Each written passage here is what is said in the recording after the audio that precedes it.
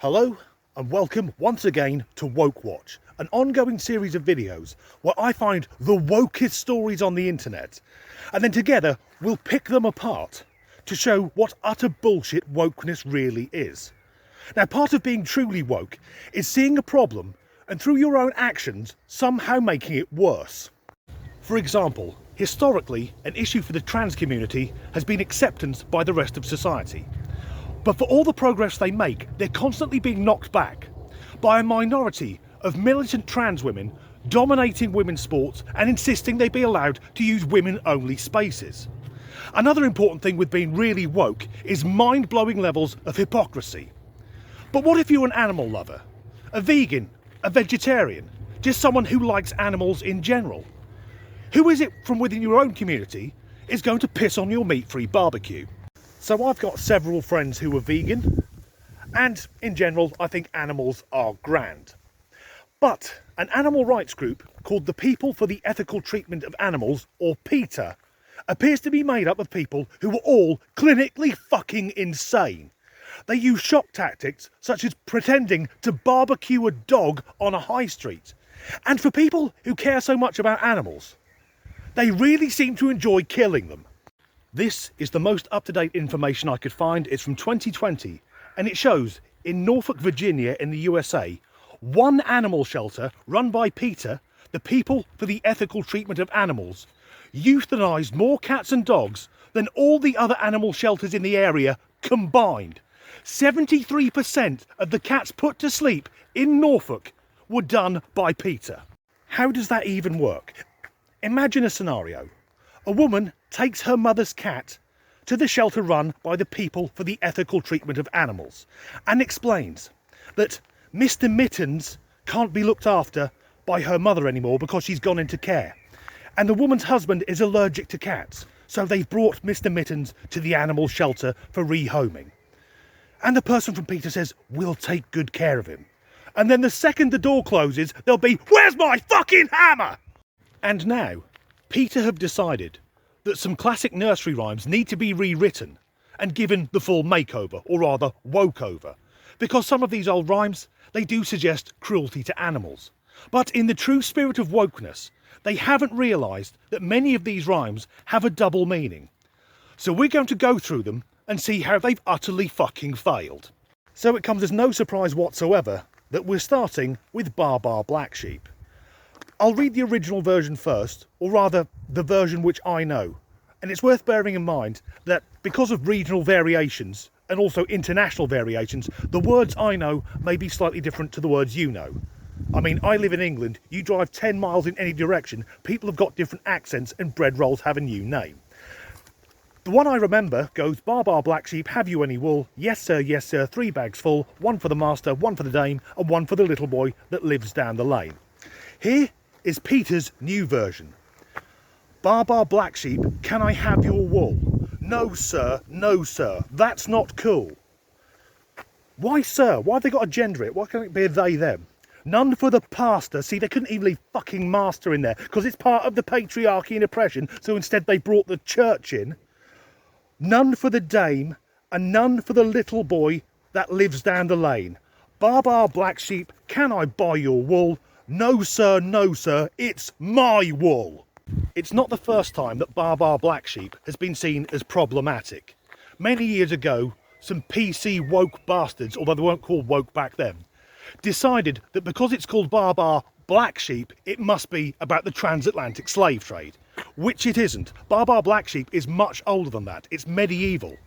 Originally, it was a type of protest song about taxation on farmers in the 13th century under the reign of King Edward I. The issue was that wool farmers had to give up 2/3 of their produce as tax.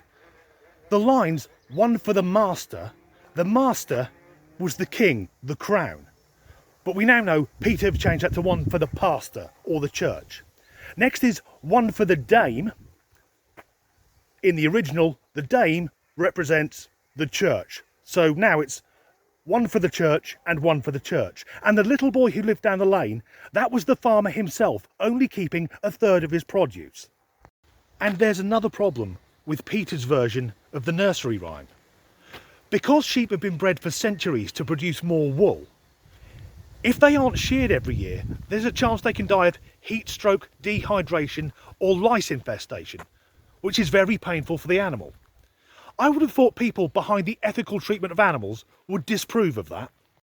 Next up, we have 3 blind mice, which I remember as going, 3 blind mice, see how they run, see how they run. They all ran up to the farmer's wife, who cut off their tails with a carving knife. Did you ever see such a thing in your life as 3 blind mice? So here's Peter's version. It begins the same, 3 blind mice, see how they run, see how they run. They all ran after the farmer's wife. They told her thank you for saving their life. There's 3 of them, that should be lives, plural. Did you ever see someone, still 3 of them, acting so nice as 3 blind mice? The issue I have here is, did you ever see someone acting so nice? They're all blind, seems a bit fucking insensitive. But once again, there's a hidden meaning. The 3 blind mice were 3 Protestant martyrs put to death for blindly following their faith. They were accused of plotting against Queen Mary I. The farmer's wife was the Queen of Spain, who cut off their tails by having them burnt at the stake. Now, I don't think in that situation they'd be thanking her. Next up, we've got Pop Goes the Weasel, and for any woke people watching, please stop crying. It's got nothing to do with making small mammals explode.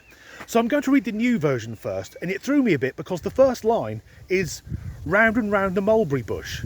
Well, how we go round the mulberry bush, that's a different fucking nursery rhyme. But it's now called Pop Goes the Bubble. Ready? Round and round the mulberry bush, the monkey chased the bubble. That's a strange air current for it to go round in circles. The monkey thought 'twas all in fun, pop goes the bubble. So they've managed to rhyme bubble with bubble. 2 out of 10 for effort. So the original goes, half a pound of tuppenny rice, half a pound of treacle. That's the way the money goes, pop goes the weasel. Up and down the city road, in and out of the eagle, that's the way the money goes, pop goes the weasel. So in the first verse we hear about tuppenny rice and treacle, basic foodstuffs. Then in the second verse, in and out of the eagle is the name of a public house. It's not like A Clockwork Orange, a bit of the old in-out. No one is sexually assaulting a bird of prey. But that's the way the money goes. So this is someone spending all their money just to be able to eat and drink. But what does Pop Goes the Weasel mean? Well, for anyone watching outside the UK, I'm about to sound very fucking mad, because Pop Goes the Weasel is an example of Cockney rhyming slang. Now, that was something which was invented by criminals so they could converse without the authorities knowing what they were talking about. You say one word and it means another. For example, in the UK, if you saw someone doing something brave, you may say, she's got a lot of bottle. So how does bottle relate to bravery? Well, bottle comes from bottle and glass. Glass rhymes with arse. And if someone's doing something where you would shit yourself, they're being brave. You can extend it to say if a gentleman fell over onto his posterior, you could say he fell on his arse, because arse is short for Aristotle, which rhymes with bottle, bottle and glass, arse. Another common one is going for a butcher's, which means going to look at something. It's butcher's, butcher's hook, therefore look. So now, let's do Pop Goes the Weasel. Pop rhymes with shop. And in this instance, it's a very specific type of shop. A pawn shop, not that type of pawn. A pawnbroker's. So, Pop Goes the Weasel. So something has been taken to a pawnbroker's. Weasel comes from weasel and stoat, which is coat. So Pop Goes the Weasel means someone has had to pawn some of their clothing. This is a nursery rhyme about poverty, and given that we're in the cost of living crisis, Peter's timing seems a bit fucking insensitive. So far, we've seen Peter rewrite 3 classic nursery rhymes, which once you scratch the surface, see have nothing to do with animals. But I'll give him the last one because it's This Little Piggy, which is about selling pigs for meat. So the original goes, this little piggy went to market, meaning it was going to be sold. This little piggy stayed home, meaning the pig wasn't yet ready. This little piggy ate roast beef, which meant that pig was being fattened up for sale. And this little piggy had none. So that pig was ready for sale but hadn't been taken to market. And the last line, this little piggy went wee wee wee all the way home. We'll get back to that.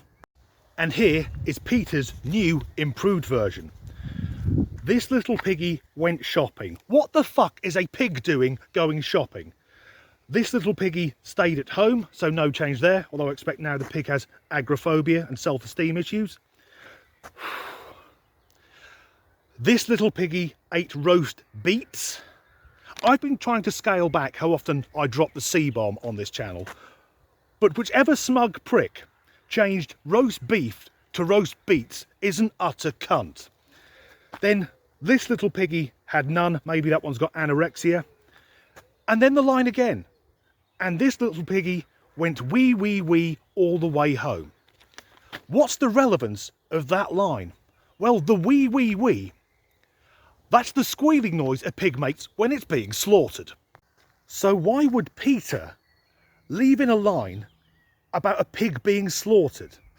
Well, I'm going to guess it's because they don't know that's what that line means, because part of being really woke is having no fucking idea what you're talking about. Although now I think about it, maybe that pig was brought to one of their animal shelters where they couldn't wait to fucking kill it. As ever, thanks for watching.